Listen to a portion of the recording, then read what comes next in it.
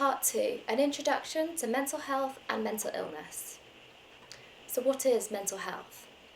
Mental health refers to our emotional, psychological and social well-being. It's more than just the absence of illness, it's a positive sense of psychological and emotional well-being. Our mental health affects how we think, how we feel and how we act. It also impacts on how we cope, how we interact and how we form social relationships with others, as well as our daily functioning. Day to day, our mental health can vary. Some days are good and other days aren't so good. We may experience strong or overwhelming emotions, and that's completely normal. Sometimes you might experience thoughts or feelings that seem difficult to cope with. This too is normal and part of having mental health, and mental health that varies on a day-to-day basis. Mental health is really important at every stage of life, whether it's early childhood, adolescence or adulthood. The most important thing to know is that we all have mental health. It can be really helpful to think of our mental health on a continuum, on a sliding scale of feeling really positive and strong and being in a good place to not being in such a good place with our mental health. We all sit somewhere on our own continuum of mental health, with some days being good and some days being not so good. And there are lots of factors that influence how we cope on any one given day. Here are some of the factors that might influence how our mental health varies.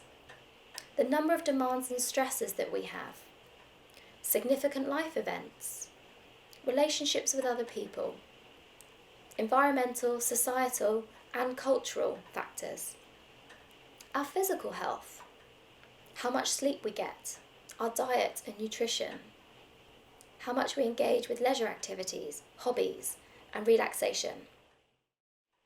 These factors and the degree to which they impact on our mental health will vary and are subjective and relational depending on our individual circumstances and contexts, so they are going to differ from person to person.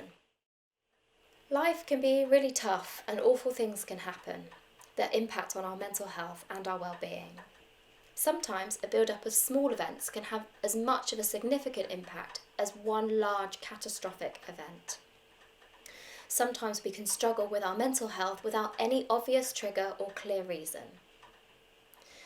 We all experience feelings of worry, sadness, anger, guilt and shame at times.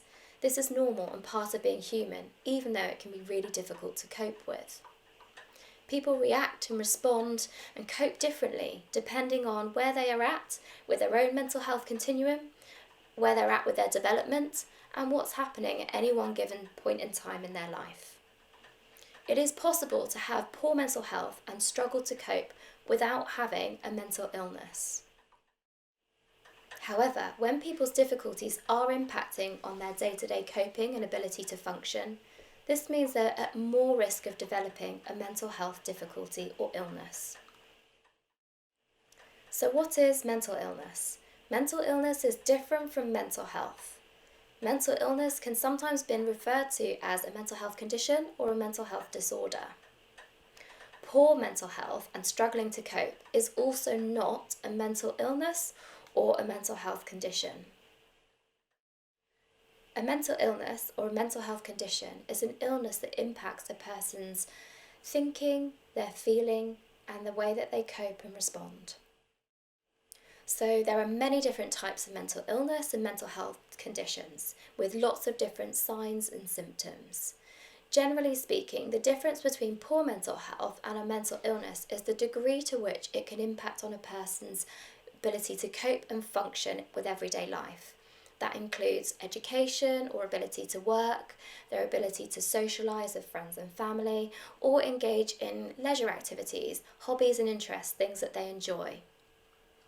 Mental illness typically has more of a severe impact on functioning across many different areas of a person's life. Mental illness typically has more of a severe impact on a person's everyday life across many different areas of their life, whereas poor mental health may be situation specific or last for a relatively shorter period of time. It's really important to know that a mental illness, whichever mental health illness or condition a person may have, can have a really serious and detrimental impact on that person and their ability to cope and function.